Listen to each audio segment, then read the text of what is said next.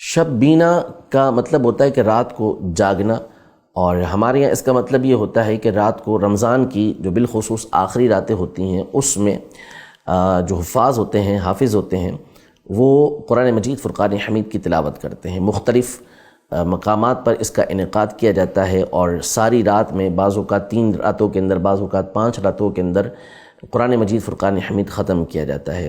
فی نفسی ہی اگر دیکھا جائے تو بہت اچھی بات ہے کہ قرآن مجید فرقان حمید کی تلاوت ہو رہی ہے، لیکن اچھا کام اسی وقت اچھا ہوتا ہے جب کہ شریعت مطہرہ کے اصول کے مطابق ہو۔ اگر کوئی خرابی اس طرح کی آتی ہے تو پھر لازم ہوتا ہے کہ اس خرابی کو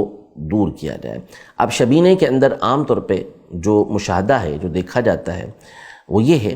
کہ بسا اوقات تو جو مسجد کا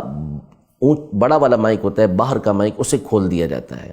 جس کی وجہ سے جو آواز ہوتی ہے وہ پورے علاقے کے اندر گونج رہی ہوتی ہے۔ یہ طریقہ کار ٹھیک نہیں۔ جو قرآن مجید فرقان حمید سننا چاہتے ہیں وہ مسجد کے اندر آئیں، مسجد کے اندر جتنی مائک کی حاجت ہے اتنا اس کو کھولا جائے، اس سے زائد نہ کھولا جائے۔ اسی طرح اس شبینے کا جو مقصد ہے وہ قرآن مجید فرقان حمید کی تلاوت کرنا اور تلاوت کو سننا ہے۔ لہذا حفاظ کو چاہیے کہ جس طرح قرآن پاک پڑھنے کا حق ہے اس انداز میں قرآن پاک کو پڑھیں، اور جو لوگ سننے کے لیے آئے ہیں وہ سننے کے لیے آئیں اور اس کو توجہ کے ساتھ سنیں، کیونکہ دیکھا یہ جاتا ہے کہ بعض اوقات مسجدوں کے اندر اور بعض اوقات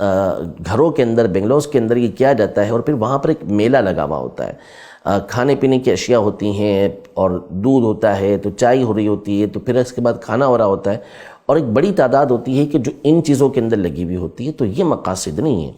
آپ قرآن مجید فرقان حمید کی تلاوت سننے کے لیے آئے ہیں تو توجہ کے ساتھ آپ قرآن مجید فرقان حمید کی تلاوت سنیں۔ تو یہ جو خرابیاں ہیں اس کو دور کر کے اچھے انداز میں شبینہ کیا جائے تو یہ محبوب ہے، پسندیدہ چیز ہے۔